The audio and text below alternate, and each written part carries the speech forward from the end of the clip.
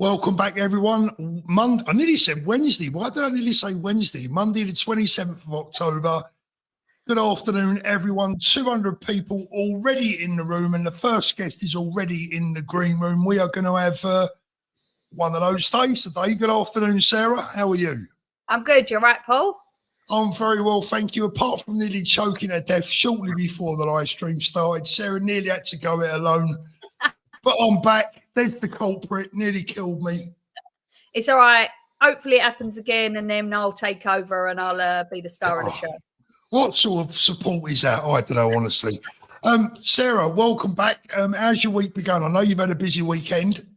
Yeah, busy weekend. Today's been really chilled, actually. But yesterday in Southampton. So, and I think it went reasonably well. There was a few things that could have probably been organised a little bit better by the police. But yeah, apart from that, they had a good crowd. Yeah, well, we'll get into it. We're certainly going to get into what happened yesterday. What was your initial impression? I was a bit worried before the event. Yeah, to be honest, I was thinking it could have kicked off, especially from what you see, what happened the week prior, and the reason for everyone going down there. You never know what how you're going to be welcomed, and also people coming from out the area. You're not always welcomed going to other people's areas either. Yeah. People get very protective over their space, and I was very cautious of that. So I put a hat on. People were coming up to me and saying, "Oh, thanks for being here," and then they were saying, "Are you going to speak?" I said, "It's not my place. It's not. This is their place. We're coming into their space, and they're in control, really. And you're just there to support, and that is it at the end of the day." Yeah. Let's bring on the first guest, Chris. Let me see if I can get Chris on. Good evening. That's Alan. How you doing, Alan?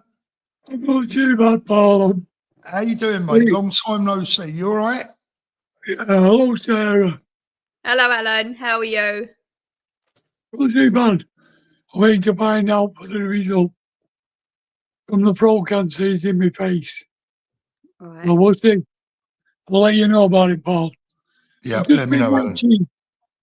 I read about a lot of things. Just watch the thing, right, about the hotels. Jeff Taylor just put it out. I've just watched what he's had to say. Who's put it out? Who put it out? Taylor. Jeff Taylor. Jeff Taylor. So I've just watched it. I don't know if you've seen it, you two. Not yet. No, I haven't. Have you seen? Right. So I was reading about it the other week, but I didn't discover the part about what he's just broadcast. 4.5 billion being paid for these hotels, okay? Yeah. And it's going to rise. It's risen to 15.7 billion now, right? But this is where they're ripping the taxpayer off. What they're doing is they've signed contracts with the owners of the hotels to pay them for 10 years. So that means to me, reading between the lines, there's no intentions of stopping these boats. Are you talking about, is that what you're talking about, Alan? Billions wasted on hotels for migrants. Bombshell report reveals incompetent Home Office staff let private firms. Yeah, this is the one you're talking about, yeah? Yes. Well, it's just another indication of where we're at, isn't it? I mean, we're just in such an absolute mess. You know where we are now? We're all screaming about, and that young Sarah is very courageous in my eyes. And thank you for what you're doing with your work and everything. But you started the ball rolling, You was a voice in the wilderness, but you're no longer a voice in the wilderness, girl. You're a power. That's what you are. And you must use your voice. Now, if you're reading between the lines, Paul, 10-year contract means they're not going to stop the boat. So they're going to, all they're going to do is use HMOs. Take the migrants you've got, put them in the HMOs, what they're buying up, people's properties, like mine next door. It's Yeah. coming empty. And then they're going to move more boats, people, I call them aliens, me, move more aliens into the hotels. Yeah. One thing I would say, Alan, one thing I would say is that, look, what this means is, to me, this is like a footballer getting a long-term contract. It doesn't mean to say that he's going to stay at that club for 10 years, but what it does mean is that his contract will be paid up. So even if they was to end the boats tomorrow, these deals that have been done with these private firms, these contracts will be paid up. So obviously costing the taxpayer millions and millions and millions of pounds. Alan, I've got people waiting to come in, mate. I'm going to love you and leave you. Stay in touch. God bless you, mate. Stay as well as you can. Bye. Lots Stay of love to you, safe. mate. Tim is up next. Good afternoon. Let's have a look. Can we bring Tim in? Tim, good afternoon, mate. Hi, Paul. You all right, mate? I'm very well, Tim. Thank you. Good friend of mine, Tim. I know Tim well. What's on your mind, mate? Oh, just a rant, probably like everyone else. Go for it. Looking for a bit of a therapy session. So, we're on a WhatsApp group. I don't know if you saw it a little while ago, and I dropped it in. I was out in Poland a couple of weeks ago. So the missus is Polish. We went out there. Look, we know we've got it a little bit bad in this country, but I think it's only when you get outside and you see what other people have got and what we haven't got, it really kind of hammers it home to you. We went to Krakow, which was, for people that don't know, it's kind of their second city. So I guess it'll be comparable to a Manchester or a Birmingham as opposed to a London. Yeah. But it's spotless out there. There's no dirt, there's no litter. You go around their main square, they haven't got cast iron bollards up. Everyone's happy. Well, that's the point, Paul. And I say, we also went up there, and they've got a castle there, and we went up there, and they had kind of, I guess it's, you call them cadets, from the age of, I guess, kind of 15 to 21. And they had the Secretary of Defence addressing them, and my wife was translating everything for me. But these are young guys that are up there, and there's a crowd around them as well. The flags were showing, the military band was there, and he's addressing them saying, be proud to be a patriot, be proud to, stand with the USA, and with the Kennedy line of, don't ask what your country can do for you or what you can do for your country. And it was, why don't we have that in our country? You'd never see that in the UK of, just going to, I don't know, Windsor Castle or Leeds Castle, having an addressment there of just be proud for your country, defend the borders. Dark days are behind us, but we've got to be careful going forward. And it's everyone's so happy. And when you talk to them about what's going on here in the UK, I was out there for about a week or so meeting family and friends, and they just can't believe what's going on in our country. And Are they aware, Tim, in general? Would you say the Poles are aware of what's going on? What, over here?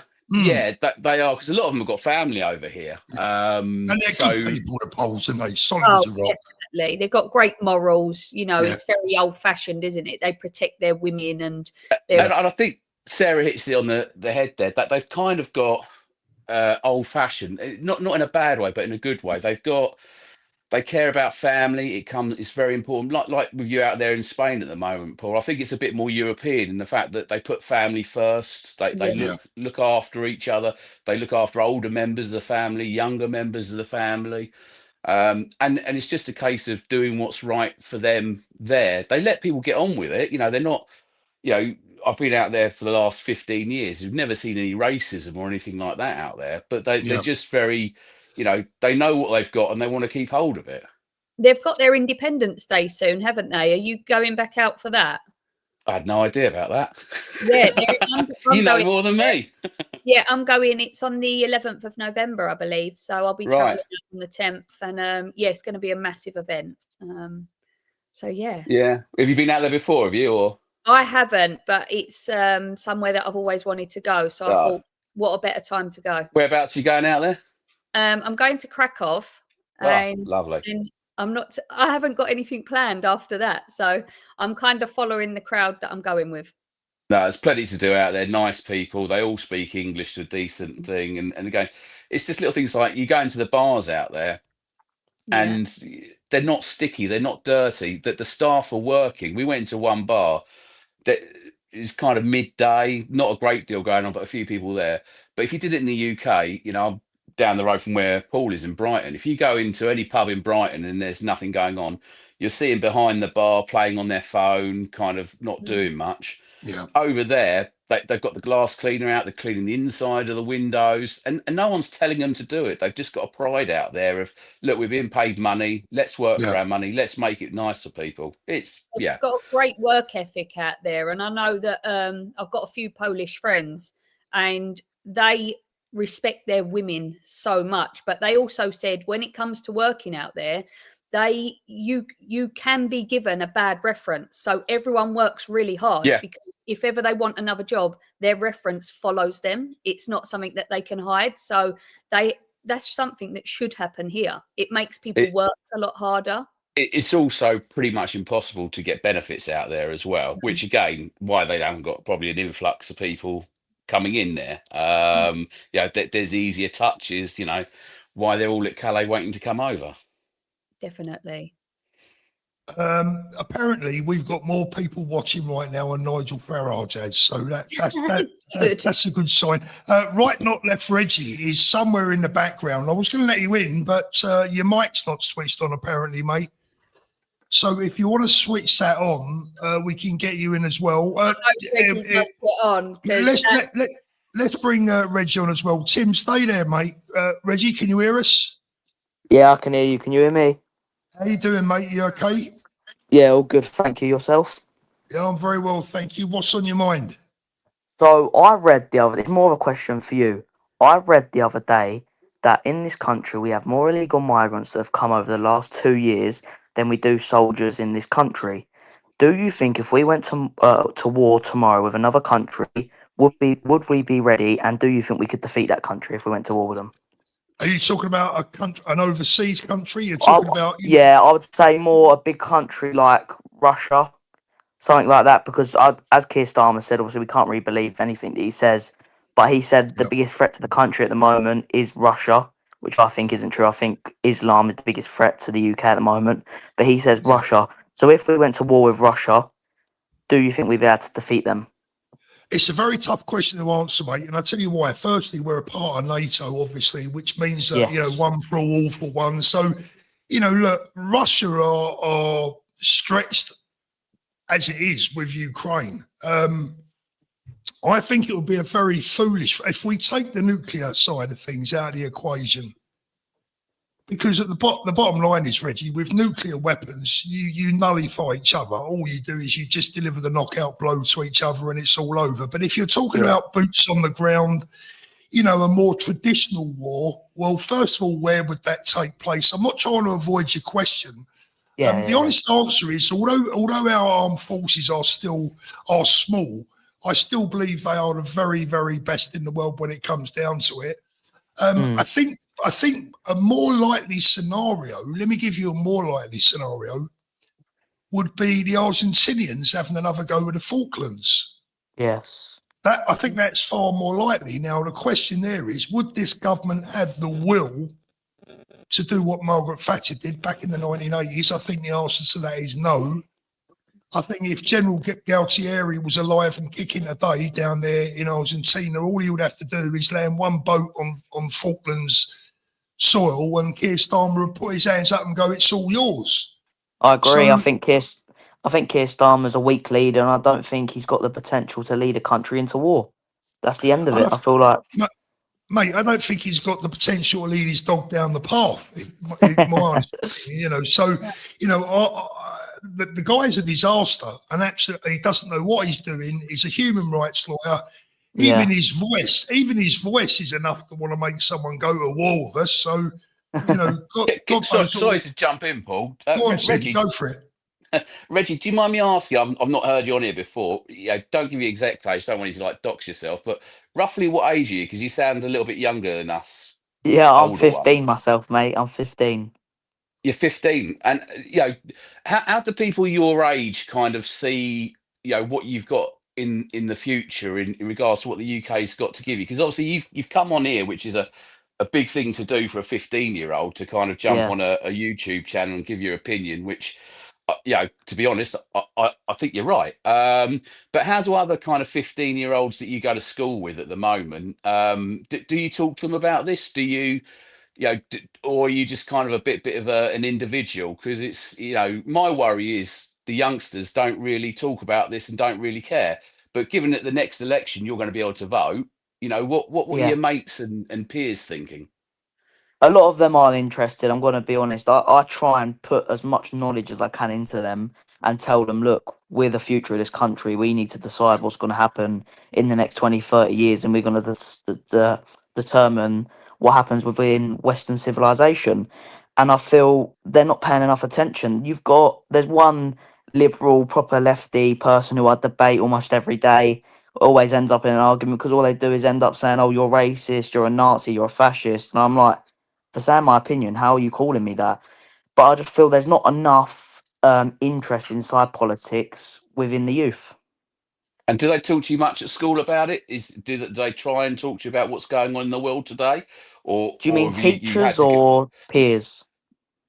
Probably more like teachers. I mean, where do you get your information from? Because obviously, when I was a youngster, it was the 6 o'clock news on BBC, Yeah. which has kind of been pushed on us for years and years, and the last few years, people are waking up.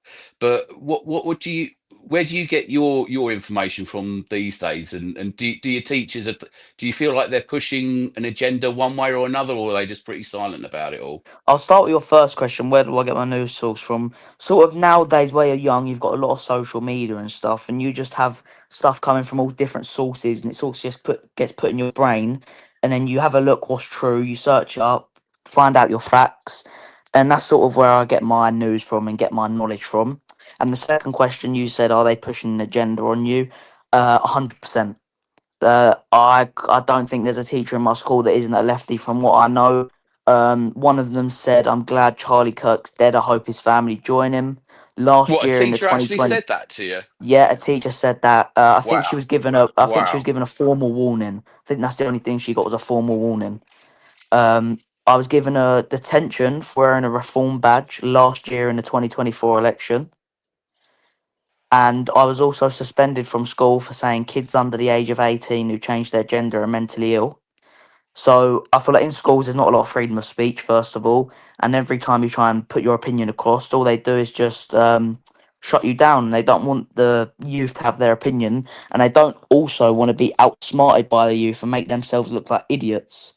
And I Yeah. don't think the youth have enough opportunity inside politics and enough opportunity to express their opinions in the education. I've just got to say, Reggie, I know Reggie and I've met him. I know him, so I see him quite a lot. But he is an incredible young man and he is an Thank old you. head on young shoulders, Reggie. Like, hats off to you, man, because you are what's reinforced the hope that I have in this country if there is people like you coming up in the ranks. And I was lucky enough to be Reggie's first podcast, which is being released when, Reg? 5th of November, hopefully.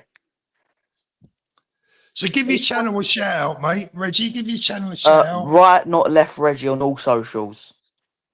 Right, not left, Reggie on all socials. Listen, mate, with people like you coming up in the background, we've got nothing to fear. Well done. Thank you very much. Thank you for having me on. See you later.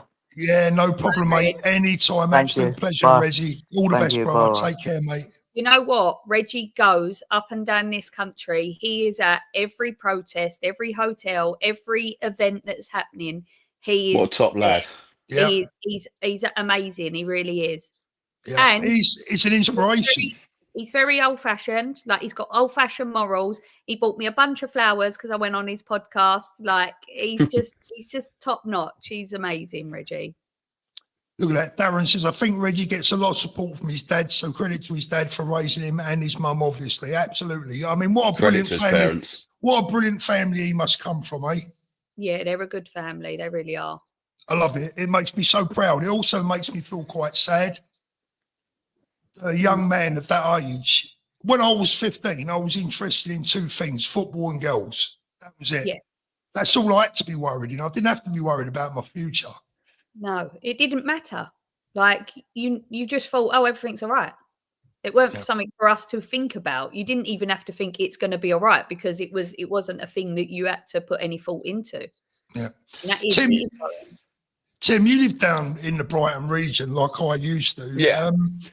I mean, what do you make of the city these days? I mean, when I first moved down there about 6 years ago, it was a really nice, vibrant place. You know, it had its issues, and Well, you know, you got out at the right time. Look, without kind of putting myself like right on the map where I am, but you know where I am, kind of 12 miles down from you guys, little bit more of a sleepier town. In the last 2 months, in our little sleepy town, we've had 3 stabbings, and over the weekend, by our big shopping centre, a woman was raped outside of a police station. oh God. So again, the police, locally, the police haven't released any details of who they've got on this. So again, you don't want to speculate, but again, it's not a white 50-year-old bloke locally. So without kind of doing your channel disservice and getting into trouble and talking too much about it, but it's gone down the hill. I mean, you've seen it yourself in Brighton with the Pro Pally lot down at the clock tower there every weekend, screaming and shouting at people, and just a bloke with a union flag standing there, being told to go away for inciting them. It's insane. It's insane. And the big roundabout down by the pier. Yeah, they're doing away with it to put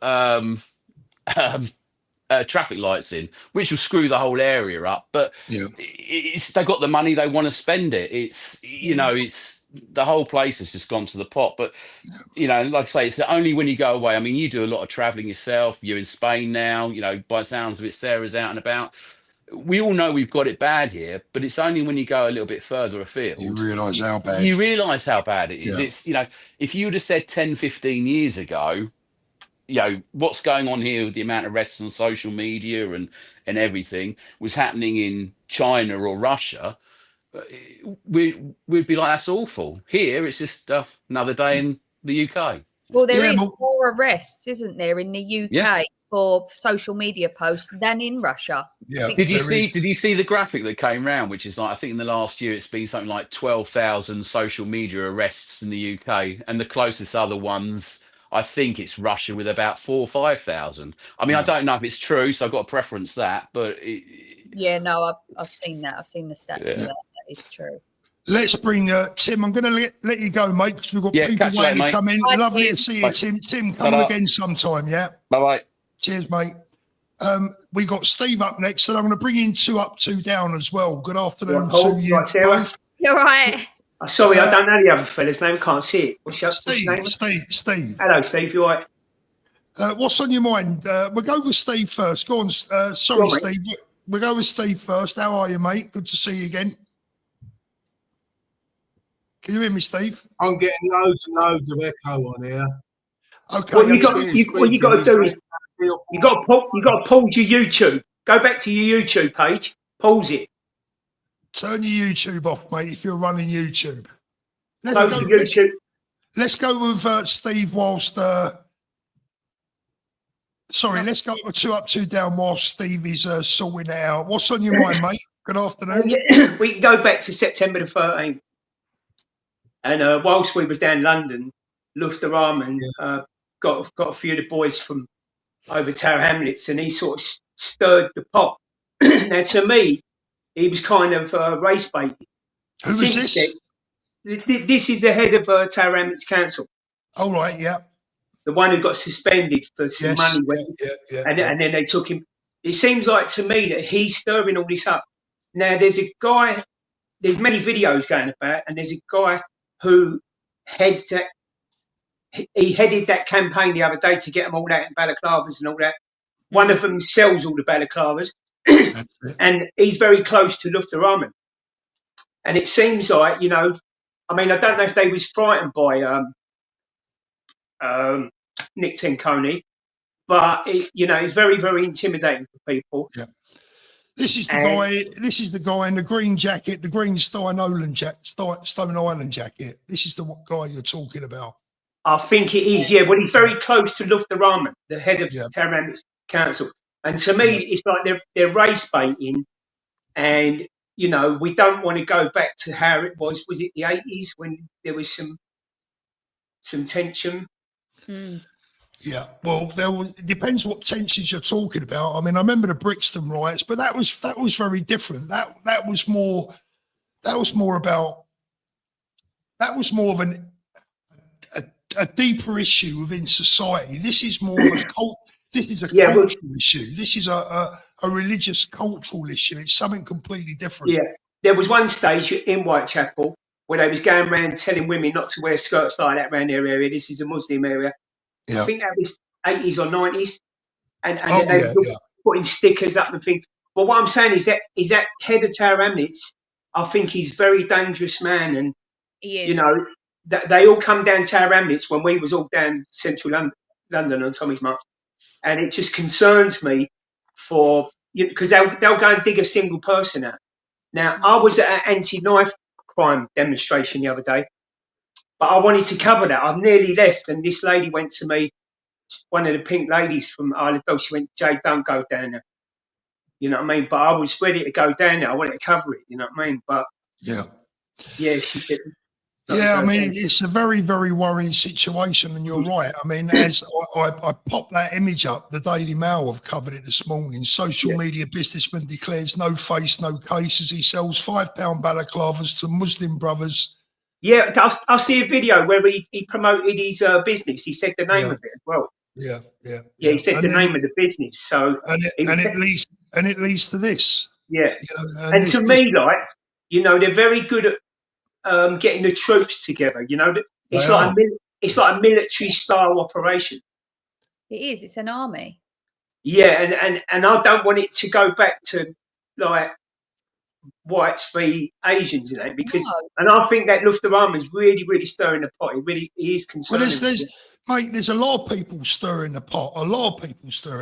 I mean, people accuse us of stirring the pot, but we are doing precisely the opposite. We're trying to engage. We always try and engage. We always look for an answer.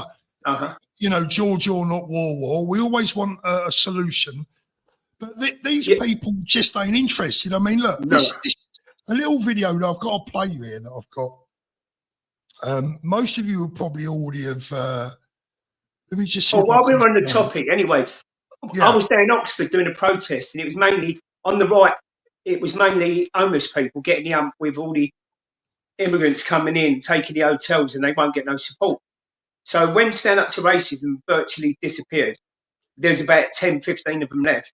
I went over and started engaging with this teacher, this bloke, and he was having a quite good conversation. I was letting him have his say, like chirping in now and again.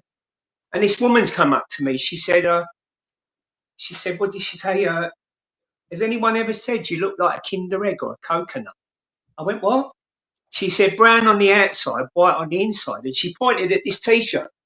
She pointed at the Union flag. She was. This triggers them like fuck. It does every time. He's not racist at all. Oh, that was proper. When did she stand up to racism? And they said she called me a Kinder Egg or a coconut. Anyway, she ended up getting nicked, not giving her details. Like, I didn't want to get her nicked in that, but she refused her details, so they nicked her in the end.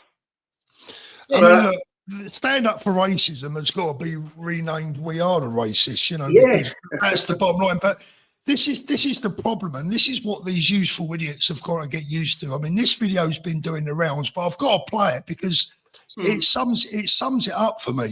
Everyone, today we're at Alta Bali Park. We're here to interview some people. So I can ask some questions, brother. Yeah. All right. What message do you want to give to the far right people? The message I want to give to the far right people is we're here to take over your country. You can't stop us. You can try, but we're here to uphold Sharia law, and yeah, that's it. Now, at the end of the day, when he says he's addressing the far right, he's addressing everyone. Because to him, everyone is the far right. They keep identifying us as far right. You know, you've only got to wear a union flag, and they really do get triggered. I They're the like far getting in. right. He's I like also getting in with stand up left. to racism, and then it just triggers them. Once they see the union flag on the t-shirt, they just start getting triggered. I've done it a few times. Basically, that guy is addressing anyone that is a non-Muslim. Yeah.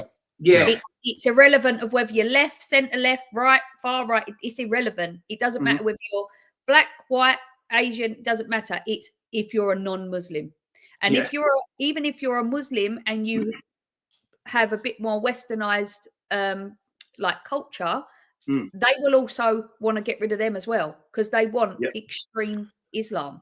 Well, Sarah, we all saw the video over the weekend. I've done it again with the water, by the way. Off you go, Paul. I'm taking over, mate. We all saw the video over the weekend where somebody from Stand Up to Racism says there's no need for that, bruv. We're all on the same side. And the Muslim guy says, no, we're not. No, we're not. You know, so we know the score. We know the score. Steve, is that any better, mate? Can we hear you better now? Can you hear me? I can hear you perfectly, Steve. Oh, let's see, because I'm not getting any feed now on the video. That's good.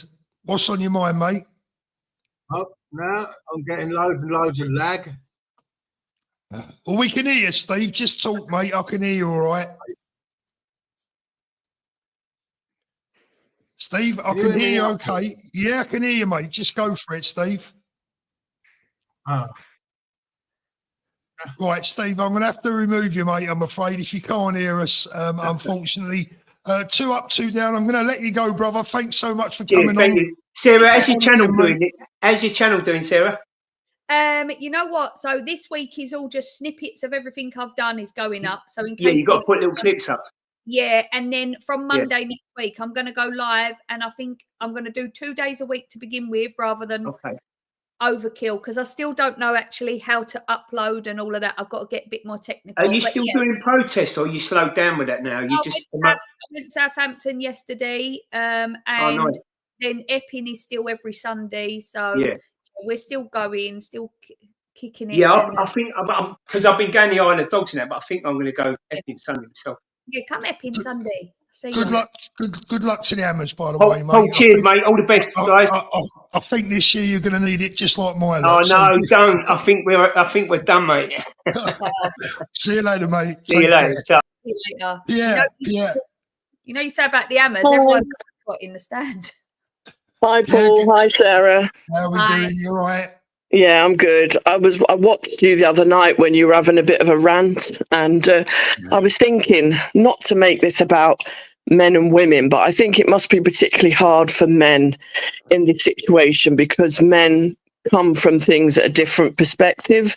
I mean, women typically are more emotionally driven to make change, whereas men are more physical. Not saying that you want to go up and, you know, get fisticuffs, but I think it's really hard because you don't feel like you're making a difference because you're sitting behind a screen.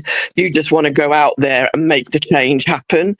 But what you do is part of the change, Paul. And I think, you know, it's really important that spaces like yours exist because, as you've witnessed, there's a lot of people feeling depressed, lost, and you know, having a place where people can come together and hear how other people are feeling is important. And obviously you also push out a lot of information that people might not be privy to. So I think, you know, keep your chin up. What you do is really, really important. And I know, you know, blokes don't always like to have, to be told that, you know, they're doing the right thing or be praised. And I'm trying not to be too old-fashioned by saying that, but what you do does matter. But really what I wanted to talk about is, obviously we know that illegal immigration is a problem in our country, but really when it comes to brass facts, it's to do with what's always been an issue in England, and that is class. The reason that we're having such a problem with it is because the middle classes don't see it as an issue because it's not affecting them in their ivory towers. And that's the main problem that we have, because that demographic don't they don't see it as a problem because they don't experience it as much, but also they have their liberal ideology that they think makes them good people. So I do think, although this is happening all over Europe and, you know, now in Canada and Australia, for this country, it's definitely a class issue. And I just wondered what you thought about that. Yeah, I think you're right. I think at the end of the day, there are far too many people. I call them the oh, excuse me. This bottle of water has killed me a day. I call them the I'm all right Jack Brigade. You know, it's like they live in their, you know, they got their 3-bedroom detached house somewhere. It's not really affecting them. You know, their kids go to a school where it doesn't really affect them. But I think overall, right up and down the country, if it's not affecting them yet, it's affecting someone else that they know or someone else that they love. Yeah. I'm just wondering, you know, I was looking at all the demonstrations going on around yesterday down in Southampton, right up as far as Southport, all over the country over the weekend. I don't know, Sarah. I mean, look, how many of these demonstrations have got to take place? How unhappy does the people, like the population of the UK have to be? How obvious do we make it? Do we have to make it before this government wakes up and thinks this is all going to go badly wrong? I mean, part of what I do right now, and I never, ever, ever want to talk up a problem, but if you don't talk about a problem that's blatantly staring you right in the face, it's only going to get worse. Yeah. 100%. And if you look, have you ever known a time in your life that there has been that many protests week in, week out going Never. on now No. for this amount of time? And it's a common thing. Everyone's talking about it, whether no matter what side you're on, everybody is talking about it. And it is a massive issue. And like you say, how many protests have to take place in order for them to do something about it? When you've got women coming out, and like you said earlier, that you know, the men, it must be incredibly hard for men, because all men, it is instilled into them as a natural thing to protect their women, protect their children, protect their country. That is what's always been instilled. It's been for centuries, you know. And now in present day and age, men have been dumbed down so much. Like, you can't do this, you can't do that, you can't door open for a woman because she might get the ump with you because she think that you're being misogynistic in some way, you know. And men now are like, well, what do I do? Because what do we do? We don't know what to do. They just need to have permission to be, you know, the feminization of men, that is, isn't it? I think men just need to have permission, and they need to hear it more from lots of different people, that it's okay to be a guy and to be chivalrous and, you know, to look out for women. I respect that in a man, but I'm a bit older. I'm 54, so I come from a generation where that existed. But I feel like sometimes I want, this isn't an accident, and I'm not a conspiracy theorist. That really annoys me. I'm a very well-educated woman. I come from a southeast council estate and dragged myself up from a very traumatic childhood and put myself through academia, and I've got a PhD in psychology, and I was a child psychologist. But I just think this is about an agenda. It's no accident that the blueprint for the UK is happening in Germany, Sweden of all places. You know, now it's in Australia, it's in Canada. This is an ideological movement, and people need to see that it isn't incompetence. You know, Tony Blair invited in immigration. Maybe the plan wasn't that far back, but I feel like the left have jumped on board with the case. They've cultivated it, haven't they? Yeah, definitely. And I think that the reason I talk about the middle class, jumping back to that, is they're the people that we need to reach to make a difference in this country. Because once you've got the middle classes on your side, then there's no denying they can't play these games and create division. And I feel like they're the people that we need to be speaking to more. And obviously, the more that immigration goes into neighbourhoods, unfortunately, they're going to start getting the effects of that. But and up until then, I feel like we just need these conversations where those people are open to hearing the reality of the life that people are living, not They're not just out on the street saying we don't want them here. It's because people are experiencing the negative effects of it. Yeah. Well, they're very quick to go on about how people around the world should have their own spaces and their own countries and their rights. What about ours? Couple of great comments in the chat. Spudso says Labour are the new Nazis. I'd agree with that. And Steve Edwards, this is a good point. We spoke about this briefly the other night. Like Tommy said, we need another 3 years of Starmer. A lot of people will be going, what's he talking about? You know, I want Starmer out today. I said this weeks ago, months ago. No, we need Starmer to do his worst. Because if I don't want Starmer going tomorrow to be replaced by somebody like, I don't know, Andy Burnham or somebody who's a little bit more relatable or a little bit more likable. And I'll tell you why, because, you know, we'd have climbed up that mountain, got 3/4 of the way up here, and everyone would turn back around and go down again. No, we need to go everyone to the very top of this mountain to see what's going on. And the only way we're going to wake up the classes like Pierre's talking about is another 3 years of Starmer, so he completely obliterates the United Kingdom, and we'll have to build it all up again right from the very beginning. But at least we still have a country to go back to. But if we get rid of Starmer now, I think it'd be a bloody disaster, because we got to let him finish the job that he started. We got to let him. He's pulled down that mask. At the moment, you can just see the eyes. We need that mask ripped off their faces so we can see exactly what they are, who they are, what they're doing, and what they want to do to us. Yeah, I agree. 1,700 people watching on a Monday afternoon. That is pretty good. Please hit the upvote button, guys. If you don't know how to do that, it's the little thumbs up. I would really appreciate that. And by the way, can I just ask everyone to make sure you are still subscribed to my channel? Hit that notification bell, and then when it says, when you hit that, make sure you hit notify always. So please make sure you do that, because a lot of people have been saying that they haven't been getting the notifications. Pierre, thank you so much for coming on. Another great call. Really, really appreciate it. Is there anything else you wanted to get off your chest before I let you go? Just one thing, or two. Sarah, you're a little pocket rocket. I love you to pieces.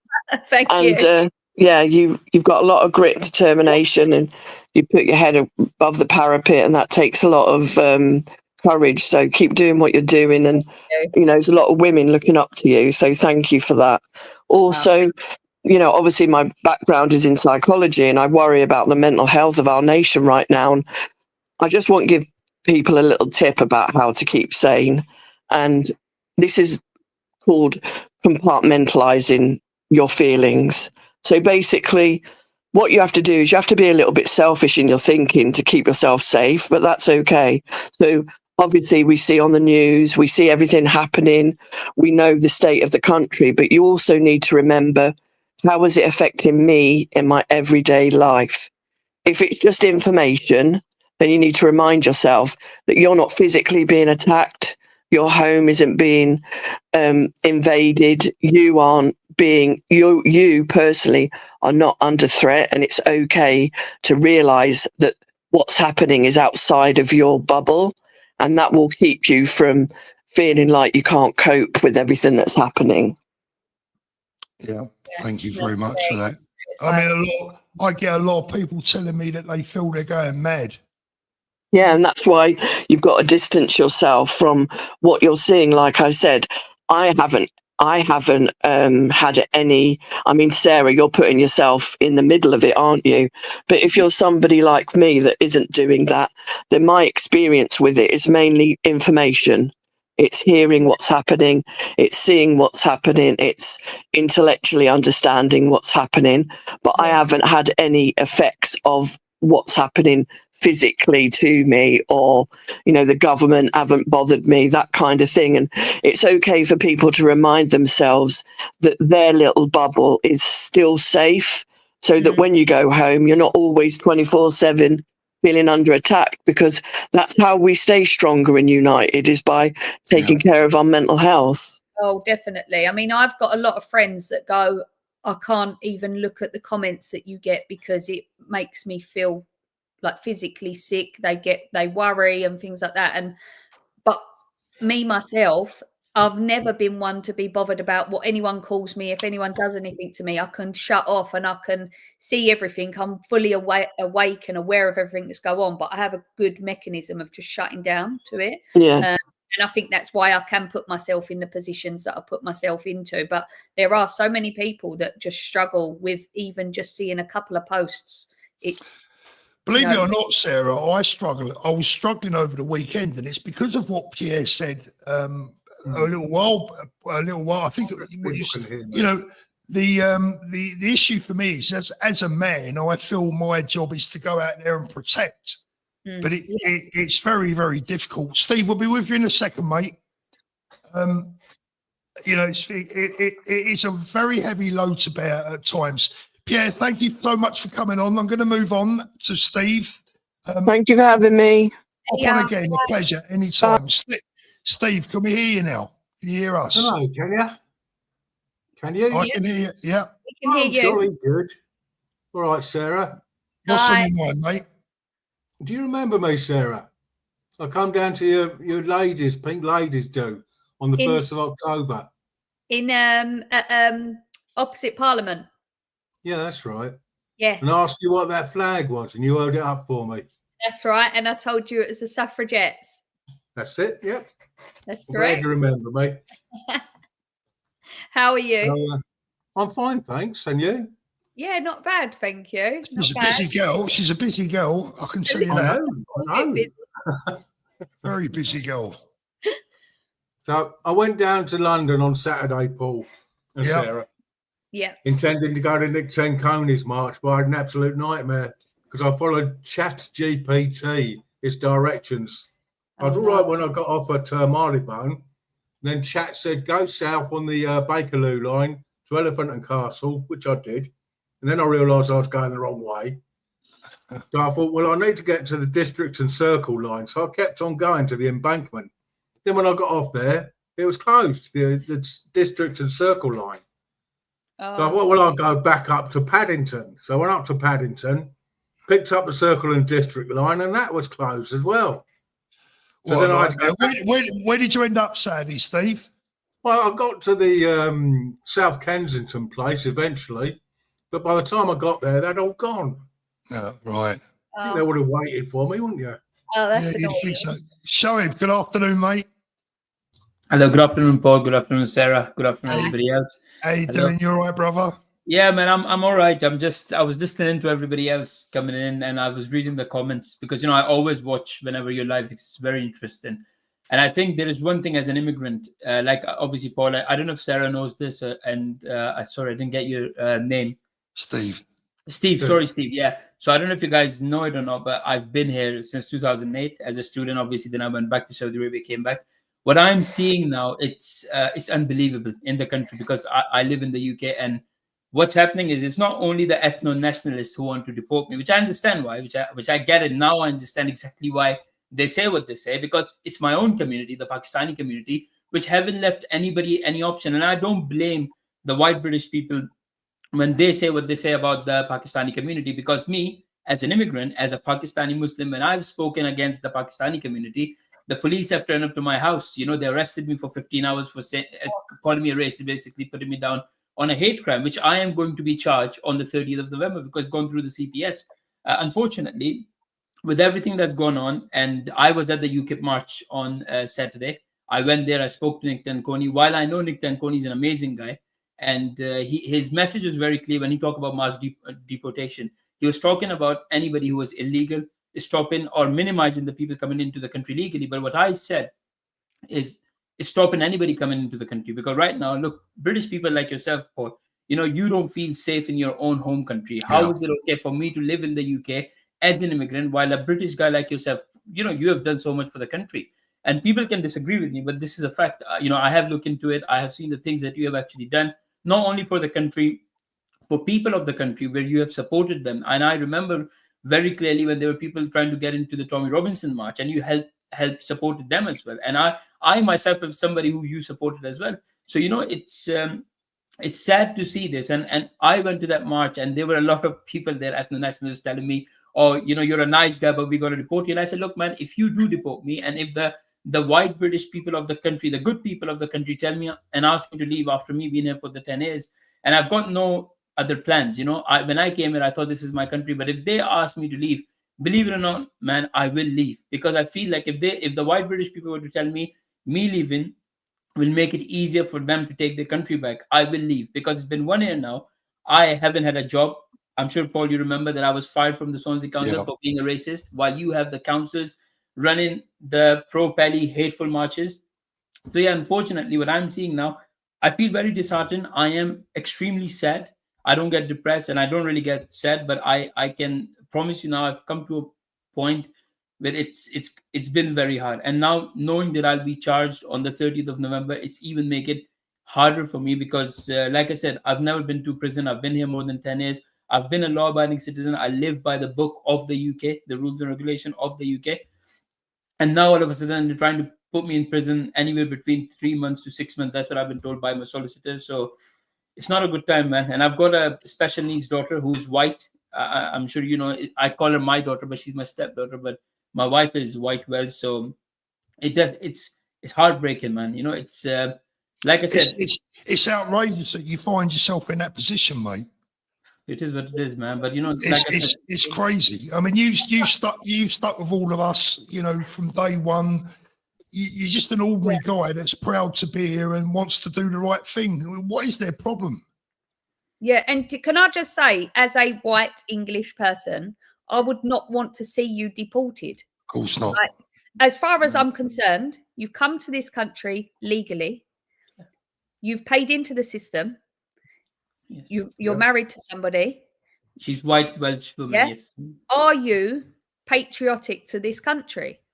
Well, you know what? I don't like to say this, but I feel somebody have said in the comments previously that I am going through something that only white people like yourself have gone through. And I'm probably the first Pakistani facing a percentage of you guys at what you face as a white person. Like I said, I've been put down on a hate crime for being a racist towards my own community, my own religion, while being in the country. And you're right, Sarah. I have put into the system, and also it is part of my work visa. I'm sure if you go to the Home Office website, you can see that I am not allowed to claim any benefits.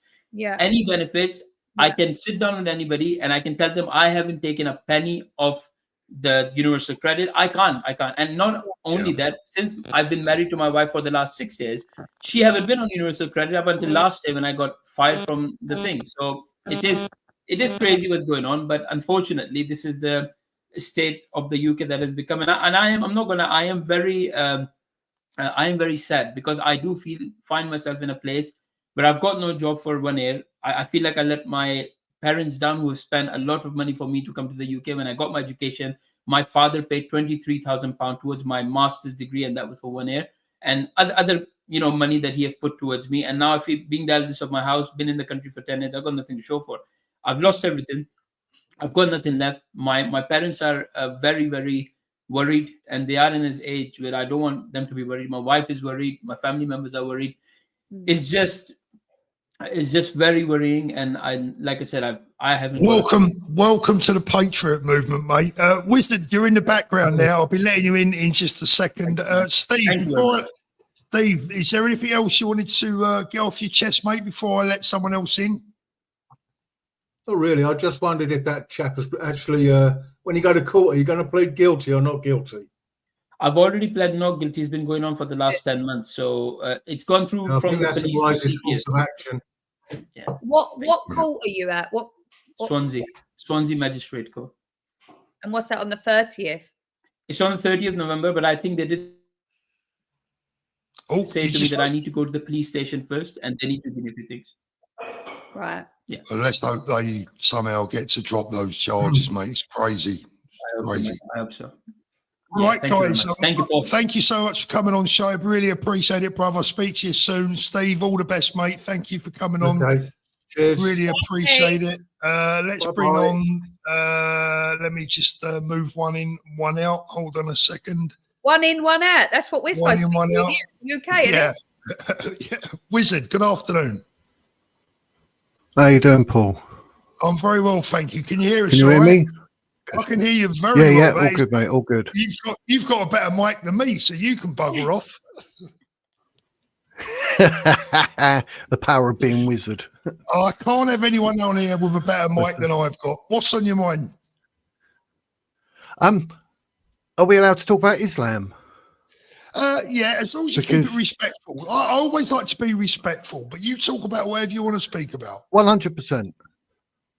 Yeah, 100%. I mean, like you, just so you do know, I've been a subscriber to your channel for so long, and for some reason I was unsubscribed. So just a warning to all your followers to check. Because I get that a lot. I mean, as soon as I talk about Islam, I get shadow banned. So I thought, right, I'm doing it on Paul's channel. But Go for it, mate. What's on your mind? But I mean, the fact, firstly, as a Christian country, I don't think we're right to say we're a Christian country, because everyone seems to be turning their back, and we all like to sort of just let things be. And I think that's why us as a nation, we're really struggling with Islam and like Islamophobia. But I mean, I've got stuff here. The problem we have is there's verses like slay believers where you find them. Muslims must not take the infidels as friends. Maim and crucify infidels if they criticize Islam. Like, people don't understand that the indoctrination from kids to adults, and unless someone like Keir Starmer could stand up and say, look, hang on a minute, let's drop the Islamophobic stuff, let's look at it for what it is, I genuinely feel that it could be many sleeper cells in this country that could then suddenly wake up, and we're all going to be literally just looking at each other. Now, do you think Islam is realistically, being they're only 6% of the UK, but do you see them realistically as being a threat to this country? Personally, absolutely. I think it's the biggest threat to this country since the Nazis in the Second World War, by far. And the reason is because, you know, I've said this before, the reason being is because that whilst the extremists are in I was going to say a small minority, but whilst the extremists are a minority, unfortunately, they're very dominant over the more passive, the more moderate community. So, you know, that's a major concern for me. The other concern for me is that they haven't, as far as Islam is concerned, as far as I'm aware, and I'm not an expert on the religion, but, you know, look, we have an Old and a New Testament. But they have one version, and if they follow that to the letter, then there's a problem. There is a massive problem with the extremists, because if you look at our prison system, our male prisons are led or, you know, run by the Muslim Brotherhood, and they're not segregated. They're not kept in 24-hour lockup. In fact, they have more privileges than a normal prisoner. So they're allowed to indoctrinate people at an alarming rate. So people who might go into a prison who are looking for some sort of community and to be accepted by someone, you find these people joining the Muslim Brotherhood, and then they come out as extremists, and that would never have happened. So there is a massive problem there. And then if you've got an extremist as an imam, they're a massive problem because they have control over the community. So that needs to be looked at, because the Muslim faith can be interpreted in many different ways. It can be, and it depends on the imam of that community. So you will find different communities are far more extreme than others. Hence the reason Birmingham is a very extreme Islamic, or, you know, they're a stronger Islamist and extremists in that area. Where if you look at, say, you go out into the countryside, if you find people that follow the Muslim religion, then, you know, they are a lot more open and more integrated and a bit more westernized. And then so there's not a problem. There's not a problem with race, religion, culture, or anything like that. And none of us have a problem. But what we all have a problem with is extremists, no matter where they're from. And unfortunately, extremists within the Islamic or Muslim Brotherhood, they are so extreme, and their ideology is that they don't even like people who are real moderate Muslims. Yeah. They've got They'll end up they'll start killing each other. They've done it. Yeah. They've done it across the globe in the past. Unfortunately, you know, you get how many of these countries have had civil wars and there's ongoing problems. I mean, it's the same in Gaza. I mean, look at Hamas, the way they dealt with their political rivals. What did they do? They got rid of them. Simple as that. But Wizard, I go back to you. You know, you asked the question, what's your view? How can you not look at those images from the weekend? I don't see how anyone can look at those images from the weekend and say we haven't got a potential problem. These guys are ready at the drop of a hat, in my humble opinion.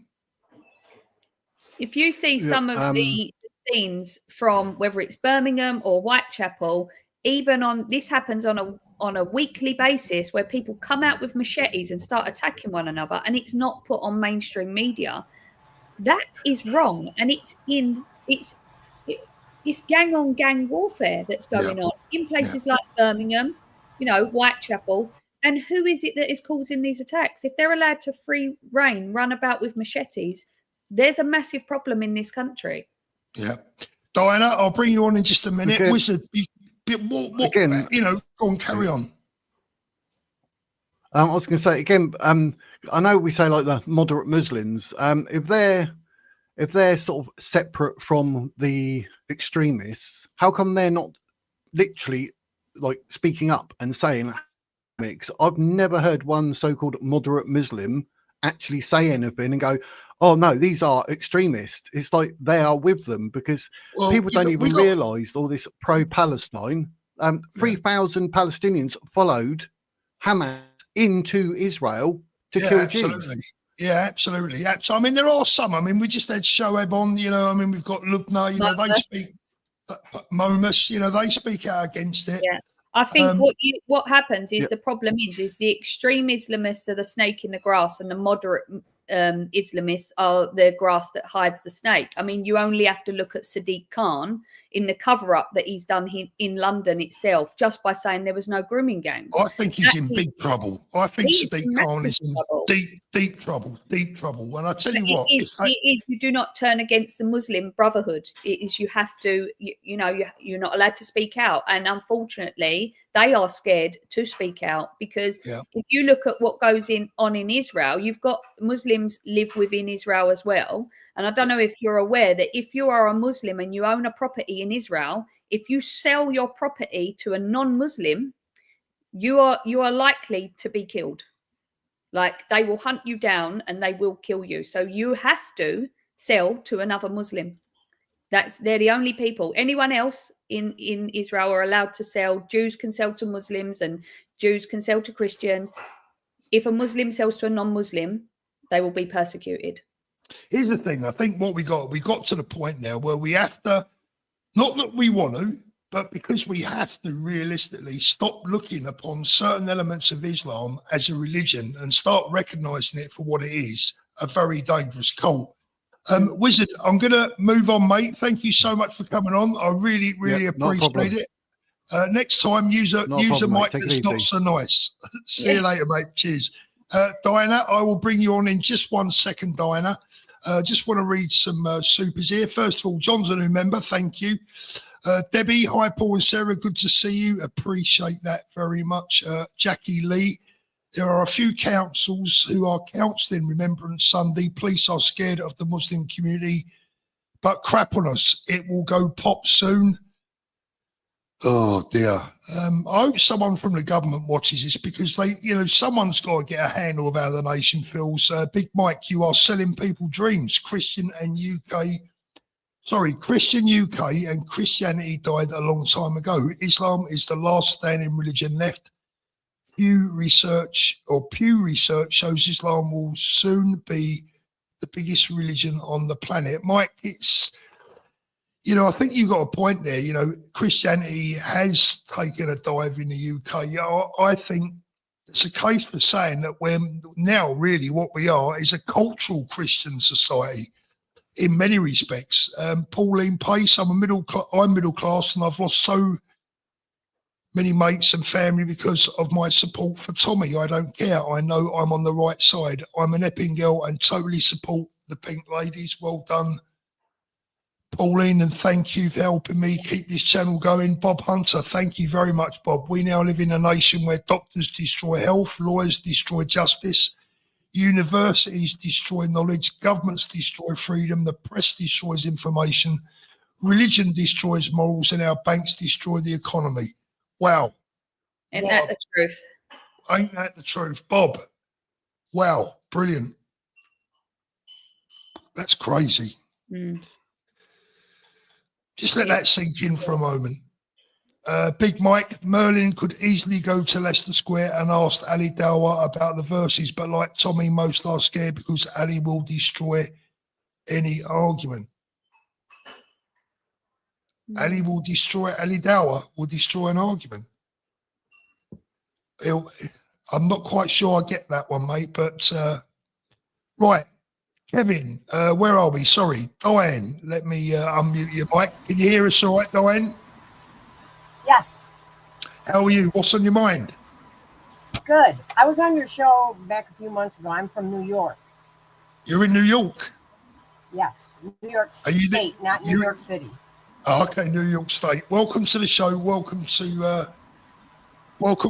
your brothers and sisters here in the UK.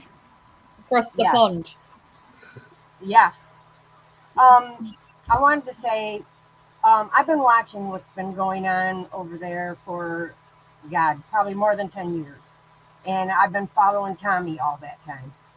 And I'm just so glad to see that so many people are waking up now and realizing that he's been telling the truth. And it's nice to see so many people not afraid to stand up and speak out about this, because so many people, so many girls have been hurt and damaged for the rest of their lives. So it's fantastic to see Sarah and the Pink Ladies and all the people that are standing up with the Pink Ladies. Yeah, absolutely. And by the way, the support from our cousins over in America as well has been phenomenal. So thank you very much. We appreciate it. Yeah, and really have you seen what's going on in New York City? What, this weekend? Crazy. With this Zohran Mandami. Going to become there? For the mayor Yeah, of yes, I saw that. Yeah. Oh my Lord. Lord. Man. He's another Crazy. Sadiq Khan. Crazy. Sadiq Khan in New York City. He is. Yes. Sadiq Khan 2.0. Yes, and that election is coming up here in another week or so. It's scary. It's very, very What do you scary. think? What do you think the New Yorkers will do? Because like London, New York is a bit of a mishmash, isn't it? Well, unfortunately, a lot of the Democrats, which is that's who runs New York City, a lot of them are very left, and especially the younger ones. Yeah. They're like Marxists and socialists, which is what this Mamdani he says he is. He's Marxist socialist, but actually he's Islamist. That's a scary combination. All of that. That's how he sucks all these people in, thinking he's just some moderate guy who's going to fix everything in the city. Yeah. Why? I don't see him getting on very well with Trump, do you? No. Trump has already spoken out several times about it because he loves New York City. Yeah. Well, we all love New York, but I mean, I've been to New York many times, and I'll be honest with you, the last time I went, I'd noticed the change. It probably wasn't as I remember it, but I think a lot of big cities have changed beyond recognition. Massively. Well, the city was a mess back in the 80s, and it had to get really, really, really bad before the people would vote for anyone other than a Democrat. Yeah. And that's when they voted Rudy Giuliani in, and he straightened it out. Yeah. But now I'm afraid if they vote this Mamdani in, it's all going to go to hell in a handbasket real quick.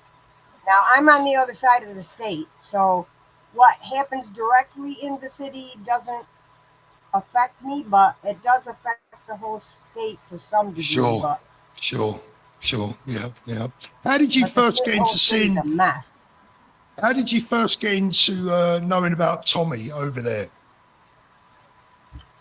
Years ago, I saw a documentary, and I don't know if it was BBC or what it was on, but you had all these Muslims like rioting in the city, saying how they hated the Queen, they hated the monarchy, they were going to come in and take over. And I thought, what in the heck is going on over there? So I started watching some more broadcasts, and you'd see these newscasters say, oh, that Tommy Robinson showed up to this, or Tommy Robinson showed up to that. And I thought, who's Tommy Robinson? So I did some research, and I checked. Yeah, that's the key. That's the key. What he had to say. And guess what? Yeah. You got to do your research. All this time. You got to do your research. Yes, you have to do your research. That is key. Good girl. Diana, thank you so much for coming on. Much love to you out there, and stay safe. And hopefully we'll see you again soon. Thank you, Diana. All the best. Bye. Kevin is up next. Kevin, good afternoon. Can you hear us all right, mate? Diana, thank you so much. Kev, can you turn your YouTube down, mate? Because all I can hear is myself. Let's have another go. All the best. Oh. No, let's bring in Julie. Julie, good afternoon. How are you? I'm all right. I'm not bad. Thank you. What's going on? What's on your mind, honey? Just like a couple of things. First of all, I'm a member of the Queen Bees, so I've got the girls. So thank you for that, Paul. Sarah, I'm on now. thank you. What's going on? Oh. No, Steve, sorry, Kevin, I've just had to mute you, mate, because we're getting terrible feedback. I've just got you on mute for the moment. Let me speak to Julie and I'll come back to you. I'm on now. Thank you. Carry on, Julie. Sorry about that. Right. I'm moving to Skegness, so hopefully I can start up the Pink Ladies there. But while I'm in Harlow, Sarah, if you want me to hand out any leaflets and that, just want to say to people, I've got 5 grandkids. Please start speaking out, because I'm so frightened for my grandchildren. And I can't understand why not enough people are. What are they so afraid of? Because if they don't speak out, we're going to lose this country and we won't have anything, and we'll end up being refugees. So to all of you that are so scared, please speak out before it's too late. That's it, really. It's a very powerful message, Julie, and I think there's so many people feel that way. It's heartbreaking to hear you speak like that. I mean, this is what we've come to, right? I mean, all we want to do is make sure our kids have a future. That is it. That's a fundamental right of this country. We've progressed, we've evolved, we've developed over centuries to get to the place we are today, to only go back in time. And, for it to actually be worse than it was like prior to what we've been used to, because you didn't have people coming and wanting to kill you. What's happening now is you've got people here that would happily behead you in the street. They're raping women in broad daylight outside police stations. That is something that would not have happened. Even that's on top of our own problems, Sarah, right? That's on top of our own scumbags. Yeah. And that's when people go, yeah, they're not all criminals. No, they're not all criminals, but we don't know who they are and what they're capable of. And we have done so much to get to where we are as a country. We do not need to take on anyone else's problems at the end of the day. And they are a problem if they are taking benefits, because what I campaign for is people with disabled children who then are having their benefits stripped away at every single turn, yet they're happy to give benefits to people that come here undocumented. If you're happy to do that, you need to pick who you're going to pick. If there was a born and bred white male standing here and a child that is disabled here, I'm going to pick the child. It's nothing to do with where you're born, where you're from, what colour you are, what Cool. faith. Absolutely. I'm picking the child. Look after the kids. And this is what I want everyone to get behind. I don't care if you're left or right. We can all agree that children are the most precious. So this is who needs protecting. These don't. And, you know, when people, that's why anytime I try to debate anyone from the left, I bring that up because I go, just calm down and can we agree on something? And they all agree on that. So then I feel like, all right, we can get somewhere. And I think sometimes we have to approach things at a different route rather than actually going, it's this, and then people go, you're a racist, you're a scumbag, you're a Nazi, you're a fascist. That's lost all sense of meaning of the words. I don't care about that. But let's go on one route and see where that takes us, and then hopefully we can win this war that we're in, because we are in a war. Julie, have you you still got some friends from the Queen Bees? Yeah, we're really close. That's good. That's good. Really close. But the thing is, everybody can do their little bit, right? What happened to national pride? When you go out and you see litter, pick it up, pull it in the bin, write to your MP. If like I'm disabled, I can't get out a lot. I got ill health retirement, but you can pick up the litter. You can write to your MP. You can vote. You can just speak to people in a polite way, saying, everyone I speak to, I go, oh, it's awful, this country. And they all say yes. But when those 3 children were, I went to all my neighbours that had children, and my husband was at work at the time, and asked, do you want to come to London with me just to stand up? This is awful.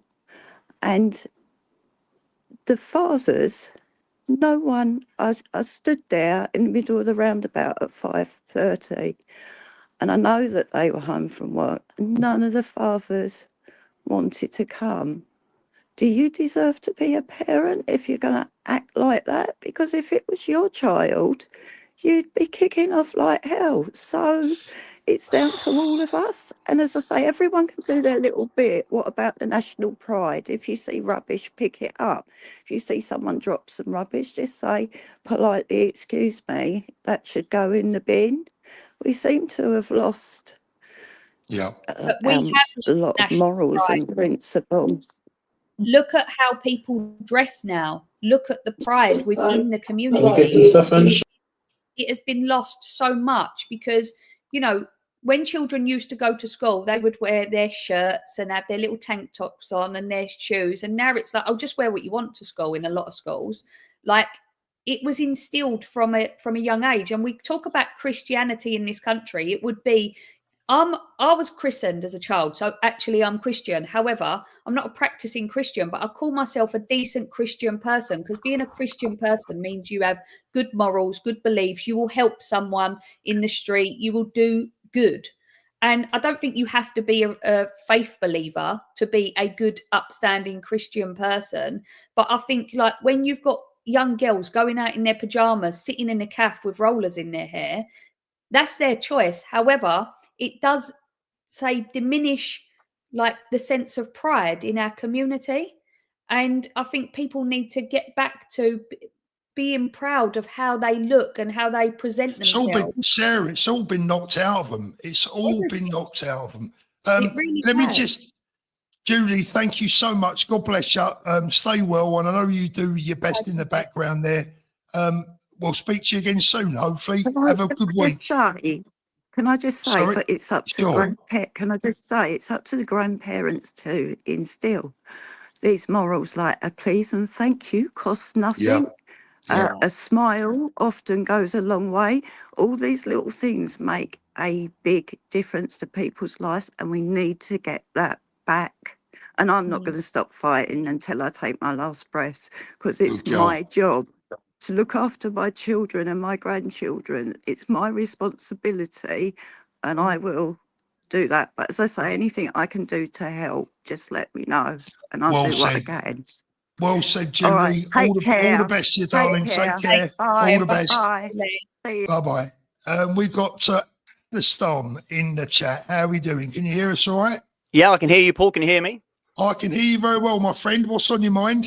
Well, I was just going to say, I would have put my camera on, but unlike you, I don't have a Rottweiler in the way. I've got a black and white tuxedo cat in the wrong chair right now, so I'm sort of sat on the wrong chair, and he's looking at me going, "I'm not moving." We can hear you very well anyway. What's on your mind, mate? Well, I was in London yesterday for two reasons. I went there for Comic Con, and I also went to Speaker's Corner. The first time that I've been there for well over 15 years, and back then it was pretty bad with let's just say it, jihadis, Islamists, Mohammedans were there, and yesterday it was just literally full. And there are a good few Christian guys there speaking what they can speak, but it was just, you know, one side to the other side, and I wasn't getting involved. I was sort of on the just on an observer, listening in and hearing in yesterday before I'm more confident to sort of start challenging it and maybe sort of entering the foray a little bit more, because I often do it in my own circles where I don't know if you've been in those circles where you're the only one that's actually defending anything that's Englishness, and all the sort of friends or family that are extreme left. It's like you're a thisist, you're a thatist, and you sort of think you're the only one stood on this mountain, and you're sort of fighting back everybody. I was like, during the summer, Donald Trump comes up, and here it goes, and I'm the only one. I thought, I'll let them have their say. And I'm the only one sort of defending it, going, well, actually, there's this. And they have nothing to come back on. Nothing. And it's frustrating when you could just go capitulate and go, yeah, I agree. But I'm choosing to say, no, I'm going to stand my ground, and I will be attacked by the wolves. I'll be that one lone bear fighting them all off, because I don't care anymore. Because since like all this has been happening, you know, the three lions of England have started ruling. You know, Rollo, Maine, and Aquitaine, they've started roaring, and the old England is awakening. The old English dragon is finally awakening of St. Edmund. And that's another thing. We need to know more about our history. We need to be proud of our history, of our culture, because that is one thing that I think Sarah sort of said. We have been diminished as English people. They are slowly putting us down, like generation after generation. Like my mum passed away 3 years ago. She would often talk about English common law and say things that I would be like, I don't really understand what you mean about things like that. And now I'm looking into it, and I'm like, all the answers lie within it, and it's true. Makes sense, yeah. It does make sense, because she was in school in the 50s and the 60s. I had an old mum; she was 40 when she had me. So I've sort of grown up the old ways. You know, my grandparents fought in World War II. You know, like my granddad, he actually had to stay behind because he had 4 brothers, so he actually wasn't allowed to fight in the war. But all my other great uncles did. My great uncle on another side did, and a lot of things that they said from their stories echoed with how, going back to what the wizard said about the Islamic culture. Like my great uncle Peter, he would fought in the North African Italy campaign, and he would say you couldn't trust the locals, even the ones that are on your side, because they would tell the opposition of where you were in the desert. So they learned, don't trust them, you can't trust them. And I think the echoes today. Like for me, I went to school in the 80s and 90s, so I'm 42 going on 43, and first school, middle school, all very good, all the kids got along. And it wasn't until secondary school when you sort of learn, wow, the other side of the tracks of your town, like a big Muslim influx into the school. Very similar stories to what Tommy would often say. They would have their playground, they would have their eating tables, so things would be very different, very separate. And one chap that I did go to school, I'm still friends with him today, Hindu lad, he probably got it worse than any white kid there, because he was another brown kid that was constantly being picked on because he was Hindu, and he was one of 3 in the school that didn't convert. And I can just say here and now, the best days in school growing up was Eid. Eid was the best day in school because they weren't in school. Everybody got along. They just didn't get along with anybody else. Wow. And it's true. It's fact. You know. What's the atmosphere down at at Speaker's Corner? How did you find it? How would you describe the atmosphere? I would say, from what I witnessed, I was there an hour. I would say it's quite hostile. It was quite hostile. Like speakers like Young Bob and Big Bob, they're powerful voices there, but they are few versus the many. Because that's the thing. They can get in numbers. They can get swathed with numbers. Just like the protests in Tower Hamlets, they click a finger, they've got 50 guys, 100 guys, 150 guys there instantly. Whereas we're so divided because we've got, like Sarah was saying, we've got no national pride, we've got no anything that we're proud of. Like I wear a 2 flags, St George and St Edward's flag pin to show Old England and New England. Because I'm lucky enough, I know my history enough. I know what I'm talking about when it comes to historical things of England. Yes, the Greater Britain, but of being English and being proud of being English, which isn't football songs and football flags. Because, for honest, like, yes, I'm a football fan, but I'm so divorced from it now because I just get sick of it. Like, because it's just, I just see it's England versus England. You're hating each other. Oh, he's an Arsenal, he's a Tottenham. Like, why do you hate each other? You're not meant to hate each other. It's meant to just be sport, for crying out loud. It's crazy. Those days are long gone now, I'm afraid. I mean, blimey, if all we had to worry about was a local derby, we'd be in a lucky place. Yeah, exactly. Mate, I'm going to move on because we're going to bring it. Thank you very much so much for coming on. I really appreciate it. I'll be back again. Nice one, mate. Take care. Let's try Kevin again. What worry about is a local derby. We'd be in a... Kev, I don't know what's going on, mate. I'm gonna have to. You're gonna have to try again sometime, Kev. But I don't know what's going on, mate. But it just ain't gonna have it. Tony, Paul, you know more about behind the scenes of all the right-wing parties. Do you see any possibility of unity amongst all out? No, I don't. That unfortunately I don't, and reason why: egos, money. Egos are a massive thing. Egos, yeah. So unfortunately, I don't. Let's just get through the last of the supers. Any thoughts before we go today, Sarah?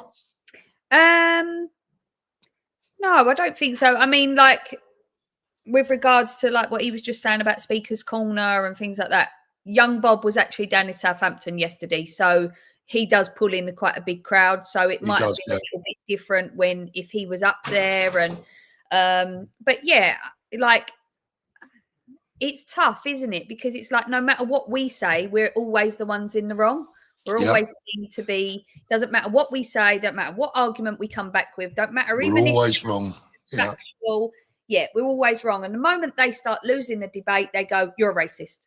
You're a Nazi. And like I said, Sarah, on a stream the other night, the media are now portraying this as goodies versus baddies, and we're the baddies. Yeah.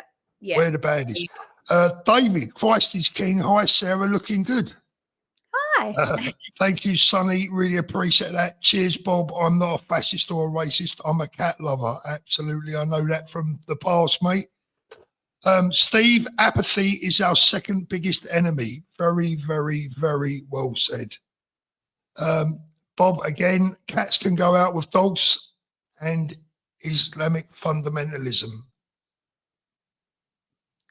Not quite sure I get that one, mate. Let's have a look. Cats can out with dogs.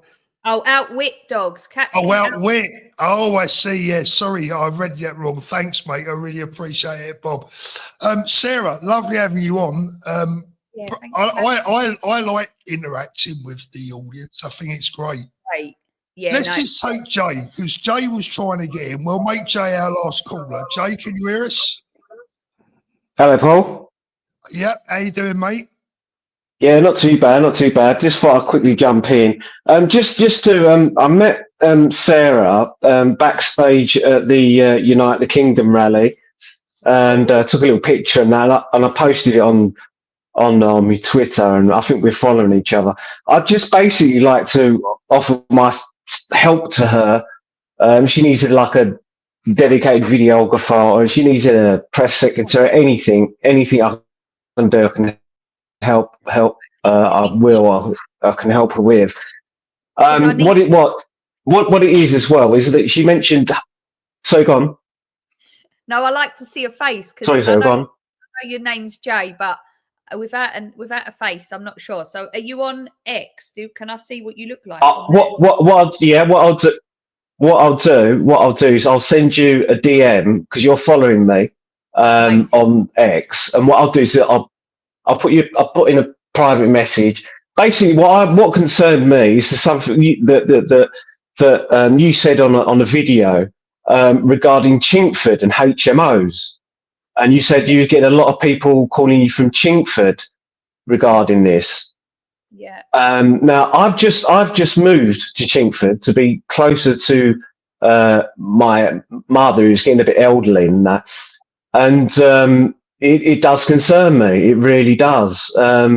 I can't believe the demographic change is incredible.